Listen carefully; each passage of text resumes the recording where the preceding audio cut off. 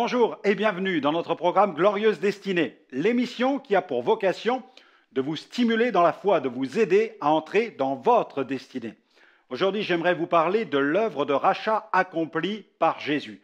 J'ai intitulé mon sujet d'ailleurs « Rédempteur jusqu'au bout ». Alléluia. Oui, Jésus a été jusqu'au bout, il a donné sa vie sur la croix pour nos péchés. Prions et remettons cette émission entre les mains du Seigneur.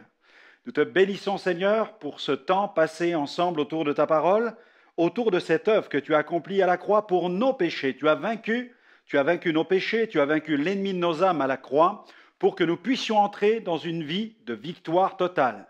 Nous te louons pour la victoire que tu nous communiques au travers de ta résurrection et au travers de l'effusion du Saint-Esprit. Amen. Amen. Gloire au Seigneur.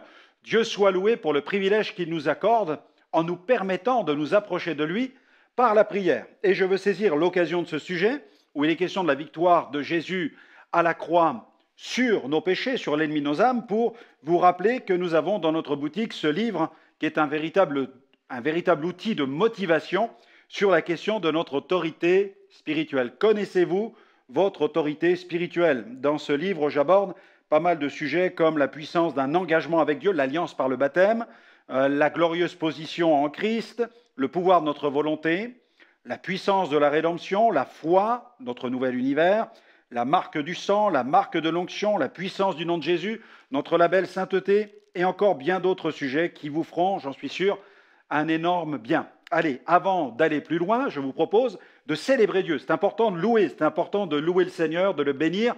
Peut-être même vous êtes en train de commencer votre journée ou de la terminer. Peu importe, nous devons louer l'Éternel et je vous propose d'écouter le groupe Impact qui chante « Rédempteur adorable ». Il n'y avait pas de titre plus adapté que celui-là puisqu'on parle du Rédempteur qui a triomphé à la croix. On les écoute et on se retrouve tout de suite.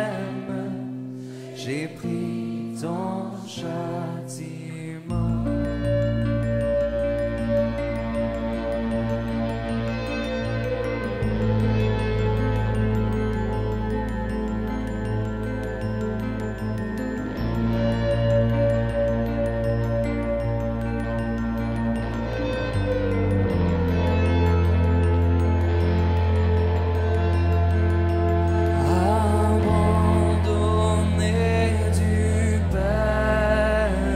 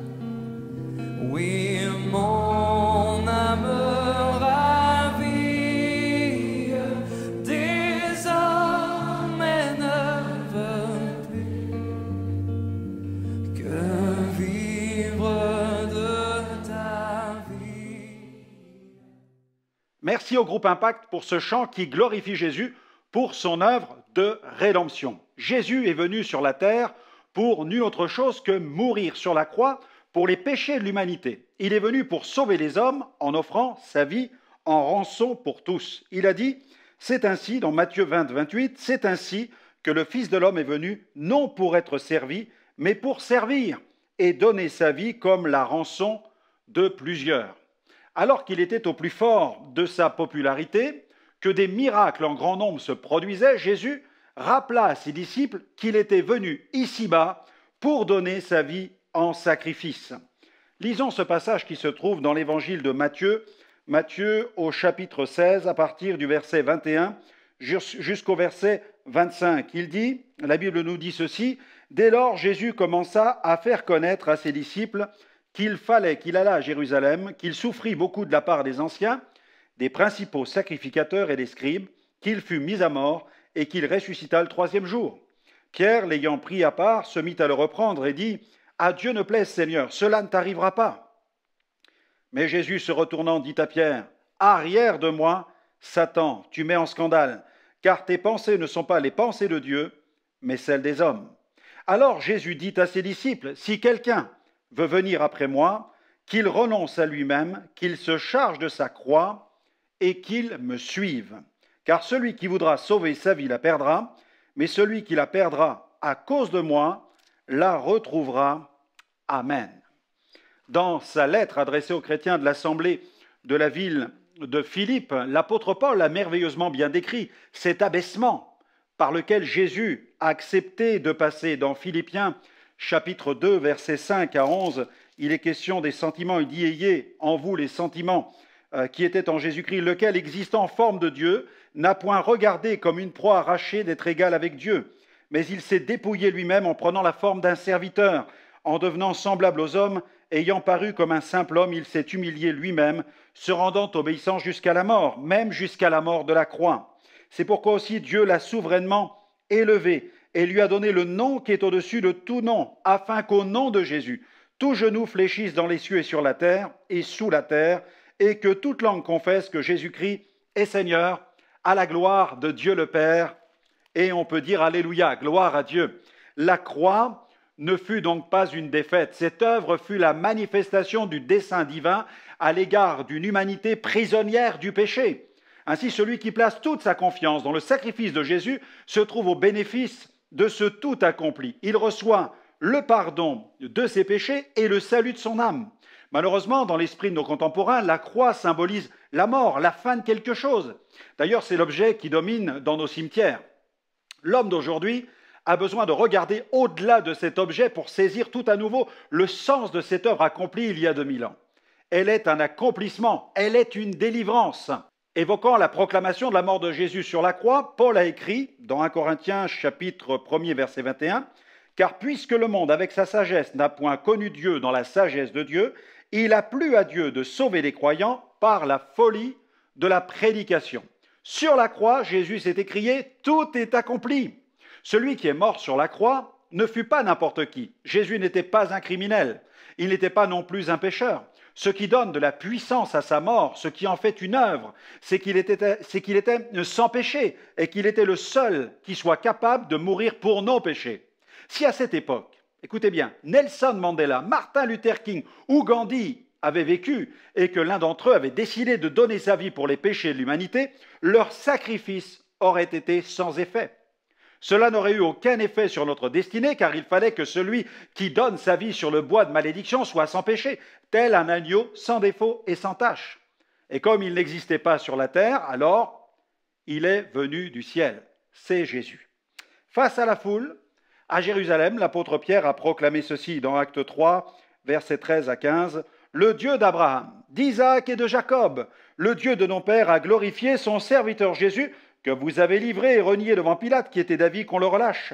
Vous avez renié le saint et le juste, et vous avez demandé qu'on vous accorde la grâce d'un meurtrier. Vous avez fait mourir le prince de la vie, que Dieu a ressuscité des morts. Nous en sommes témoins. » Même si Jésus a été fait péché pour nous le jour de la crucifixion, la croix n'en demeure pas moins une œuvre glorieuse.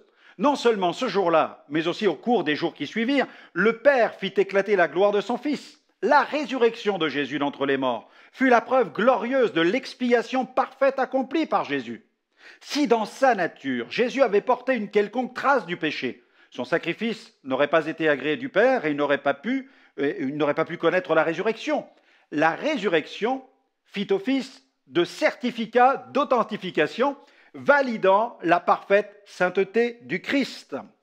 L'auteur de l'épître aux Hébreux a écrit dans Hébreux 2,9 « Mais celui qui était abaissé pour un peu de temps au-dessous des anges, Jésus, nous le voyons, couronné de gloire et d'honneur à cause de la mort qu'il a soufferte, afin que par la grâce de Dieu, il souffrit la mort pour tous. » La crucifixion fait donc partie intégrante du plan rédempteur de Dieu. Ainsi, la croix devient pour tous les pécheurs un lieu d'échange où s'opèrent de merveilleuses et glorieuses transactions. Alors que Jésus accepte de prendre sur lui la malédiction de nos péchés, il nous offre en échange la bénédiction. Il a bu la coupe de malédiction pour nous offrir la coupe de bénédiction. Il a porté mes péchés pour que je sois purifié. Il a pris mes maladies pour que je sois guéri. Il a supporté le châtiment pour que je sois en paix avec Dieu.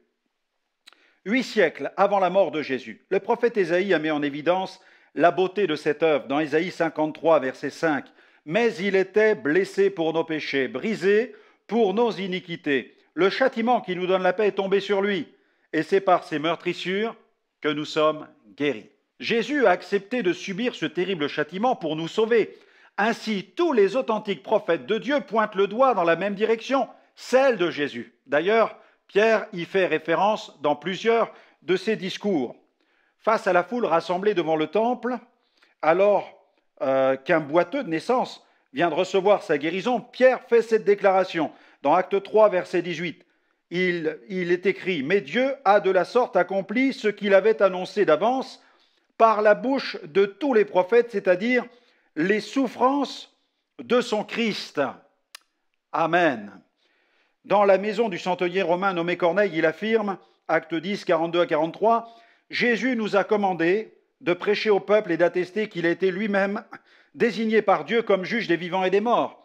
Tous les prophètes rendent de lui le témoignage que quiconque croit en lui reçoit par son nom le pardon des péchés. » Jésus est le Rédempteur et il a rempli sa mission. Il est allé jusqu'au bout. Alléluia.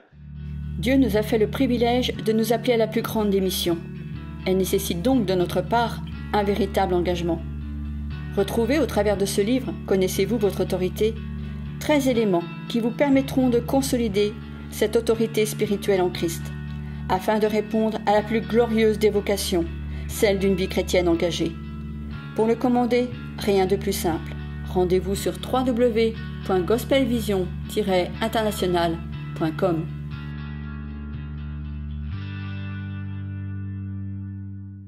Jusqu'à sa dernière goutte de sueur, Jésus a sauvé. Dans le jardin de Gethsémanée, Jésus fut assailli par de violentes angoisses. Il chercha à partager son immense détresse avec ses disciples.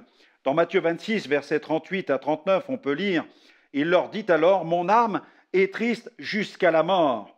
Restez ici et veillez avec moi. » Puis il s'avança un peu, se jeta la face contre terre et pria ainsi, « Mon Père, s'il est possible que cette coupe s'éloigne de moi. Toutefois, non pas comme je veux, mais comme tu veux. » Ces moments furent des moments terribles pour le Sauveur, des moments d'angoisse insoutenables. L'ombre de cette mort atroce se rapproche de lui de plus en plus. L'auteur de l'épître aux Hébreux a évoqué cette tension extrême qui pesa sur le Sauveur dans Hébreux 5,7. C'est lui qui, dans les jours de sa chair, offrit à grands cris et avec larmes des prières et des supplications à celui qui pouvait le sauver de la mort. Cette souffrance morale fut si forte que la sueur même du Seigneur perla, prenant la forme de grumeaux de sang. Dans Luc 22, 44, étant à l'agonie, il priait plus instamment et sa sueur devint comme des grumeaux de sang qui tombaient à terre. Le terme agonie a été traduit à partir du terme grec agonia. Il ne signifie pas seulement ces violentes angoisses extrêmes auxquelles font face certaines personnes dans des situations de désespoir, mais il comporte aussi l'idée de quelqu'un qui lutte mentalement pour remporter une victoire. Il s'agit d'une lutte jusqu'à l'agonie pour la victoire. C'est ce que Jésus a vécu. Il lutta jusqu'à l'agonie pour sauver nos âmes, jusqu'à sa dernière goutte de sueur, jusqu'à sa dernière goutte de sang. Jusqu'à la dernière âme, Jésus a sauvé. Jusqu'à son dernier souffle, le poids des âmes a pesé sur le cœur de Jésus.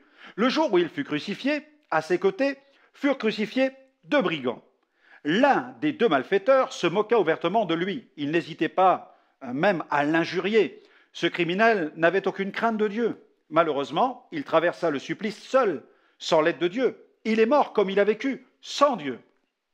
Par contre, à mesure qu'il entendit Jésus s'exprimer sur la croix, l'autre brigand prit conscience de ses péchés. Il parvint même à la conviction que Jésus était le Messie, et reconnaissant sa misère, il demanda à Jésus de lui faire grâce et de le sauver. Cette prise de conscience soudaine chez ce brigand fut de toute évidence la conséquence de l'impact que les paroles de Jésus produisirent sur son cœur. Dans Luc 23, versets 39 à 43, on peut lire ceci. L'un des malfaiteurs crucifiés l'injuriait, disant « N'es-tu pas le Christ? Sauve-toi toi-même et sauve-nous » Mais l'autre le reprenait et disait « Ne crains-tu pas Dieu, toi qui subis la même condamnation? Pour nous, c'est justice, car nous recevons ce qu'ont mérité nos crimes. » Mais celui-ci n'a rien fait de mal. Et il dit à Jésus « Souviens-toi de moi quand tu viendras dans ton règne. » Jésus lui répondit « Je te le dis en vérité, aujourd'hui tu seras avec moi dans le paradis. » Le brigand, dont le cœur demeura inflexible, ne vit pas en Jésus le Sauveur. Injuriant Jésus, il lui dit « N'es-tu pas le Christ? Sauve-toi toi-même et sauve-nous » Le mot « sauver » dans ce verset était traduit à partir du terme grec « sozo » qui évoque l'idée d'échapper à une condamnation, un terrible péril. Mais de toute évidence, le criminel n'évoquait pas l'enfer car il met Jésus au même niveau que lui. En quelque sorte, il voulait dire « Si tu es le Messie qu'attendent les vrais croyants, fais en sorte que nous échappions, toi et nous, à ce terrible supplice. » Il cherchait à échapper à un supplice terrestre, alors que l'autre brigand, celui qui a reconnu ses péchés, acceptait la sentence de son supplice. Mais il a demandé à Jésus de lui faire grâce en lui permettant d'aller et d'entrer au ciel. Ainsi, jusqu'à la dernière âme, Jésus a sauvé. Ce qui fait dire un jour à quelqu'un que s'il n'y avait eu qu'un seul pécheur sur la terre, Jésus serait venu mourir pour lui. Jusqu'à sa dernière parole, Jésus a sauvé. Mais quelle fut la dernière parole de Jésus? Dans Jean 19, 30, le texte nous dit « Quand Jésus eut pris le vinaigre, il dit « Tout est accompli ». Et baissant la tête, il rendit l'esprit. Sur la croix, on considère que Jésus a prononcé cette parole. La dernière fut celle où Jésus affirma « Tout est accompli ». Cette parole fut comme le sceau de la nouvelle alliance en son sacrifice. D'ailleurs, ce mot « accompli » est traduit du grec « téléo » qui signifie aussi « payer ». Les Romains inscrivaient ce terme au bas des factures lorsque celles-ci étaient réglées. Jésus a tout accompli, il a payé la rançon. Il a satisfait pleinement la justice divine. Nous pouvons maintenant être libres de nos péchés. Dans sa seconde lettre aux Corinthiens, l'apôtre Paul a écrit dans 2 Corinthiens 5, verset 21, « Celui qui n'a point commis le péché, il l'a fait devenir péché pour nous, afin que nous devenions en lui justice de Dieu. » Alléluia. Jésus a été fait péché pour nous. Pouvons-nous imaginer ce que Jésus a accepté de souffrir pour nous sauver? Christ fait péché signifie qu'il a non seulement pris sur lui à la croix tous les péchés du monde, comme notre bouc émissaire, que nous trouvons dans le Lévitique au chapitre 16 et au verset 21, mais qu'il a aussi accepté de devenir l'expression même du péché devant Dieu. Comprenons cela. Il a pris sur lui la malédiction qui nous revenait. Continuons. Jusqu'à son dernier souffle, Jésus a sauvé. Dans Matthieu 27, versets 50 à 54, on peut lire « Jésus poussa de nouveau un grand cri et rendit l'esprit. Et voici le voile du temple se déchira en deux depuis le haut jusqu'en bas. La terre trembla, les rochers se fendirent, les sépulcres s'ouvrirent. Plusieurs corps des saints qui étaient morts ressuscitèrent. Étant sortis des sépulcres après la résurrection de Jésus, ils entrèrent dans la ville sainte et apparurent à un grand nombre de personnes.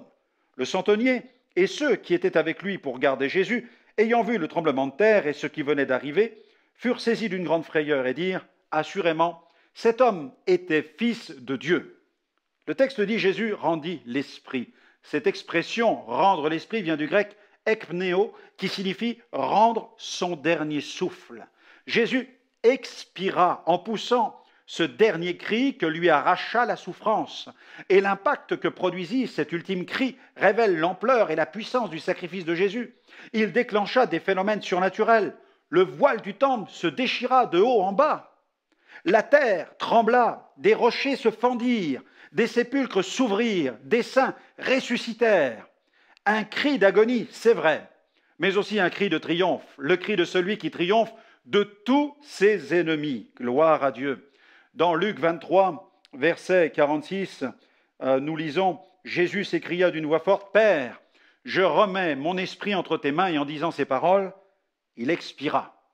Ce n'est donc pas la mort qui eut raison de Jésus, mais c'est Jésus qui partit à la conquête de la mort. Jésus remit lui-même son esprit entre les mains de son Père. Étant saint et sans péché, la mort n'avait aucun pouvoir sur Jésus. N'est-il pas le prince de la vie? Dans le livre de l'Apocalypse, au chapitre 1er, verset 18, « Et voici, est-il écrit, je suis vivant au siècle des siècles, je tiens les clés de la mort et du séjour des morts. » Le jour de la Pentecôte, à Jérusalem, l'apôtre Pierre a proclamé ceci. Il a dit, Dieu l'a ressuscité dans Acte 2, verset 24. Dieu l'a ressuscité en le délivrant des liens de la mort parce qu'il n'était pas possible qu'il fût retenu par elle. Voyant Jésus mourir de la sorte, c'est-à-dire en remettant son esprit entre les mains de son Père, sous un déferlement de signes surnaturels, un centenier romain a confessé que Jésus était bel et bien le Christ. Dans Matthieu 27, verset 54, on peut lire ceci, « Le centenier et ceux qui étaient avec lui pour garder Jésus, ayant vu le tremblement de terre et ce qui venait d'arriver, furent saisis d'une grande frayeur et dirent, assurément, cet homme était fils de Dieu. » Jusqu'à sa dernière goutte de sang, Jésus a sauvé. Dans Jean 19, versets 31-35, il est écrit « Dans la crainte que le corps ne reste sur la croix pendant le sabbat, car c'était la préparation, et ce jour de sabbat était un grand jour, les Juifs demandèrent à Pilate qu'on rompe les jambes aux crucifiés, qu'on les enlève. Les soldats vinrent donc et rompirent les jambes au premier, puis à l'autre qui avait été crucifié avec lui. S'étant approchés de Jésus, et le voyant déjà mort, ils ne lui rompirent pas les jambes, mais un des soldats lui perça le côté avec une lance. Et aussitôt il sortit du sang et de l'eau. Celui qui l'a vu en a rendu le témoignage, et son témoignage est vrai. Et il sait qu'il dit vrai, afin que vous croyiez aussi. Ces choses sont arrivées afin que l'Écriture fût accomplie. Aucun de ces os ne sera brisé. Et ailleurs, l'Écriture dit encore, ils verront celui qu'ils ont percé. Mais quel est donc ce témoin dont parle Jean? Quel est celui qui a vu toutes ces choses? Quel est celui qui fut suffisamment proche de la croix pour être le témoin incontestable de ces faits? Ne s'agit-il pas de Jean lui-même? Il semble bien que c'est lui, car au moment de la crucifixion, Jean se trouvait au pied de la croix, à côté de Marie, la mère de Jésus. Les autres disciples s'étaient tous enfuis par crainte des représailles. Un seul accompagna Jésus jusque dans ses derniers moments, c'est Jean. Et à la lumière de ce passage tiré de son évangile, il apparaît clairement que ces terribles moments contribuèrent à enraciner de façon irréfutable le fait que Jésus était bel et bien l'agneau de Dieu qui ôte le péché du monde. Il fut le témoin de la mort de Jésus. Il le vit mourir avant les deux brigands. Il vit le soldat romain briser les jambes des deux brigands pour mettre un terme à leur agonie.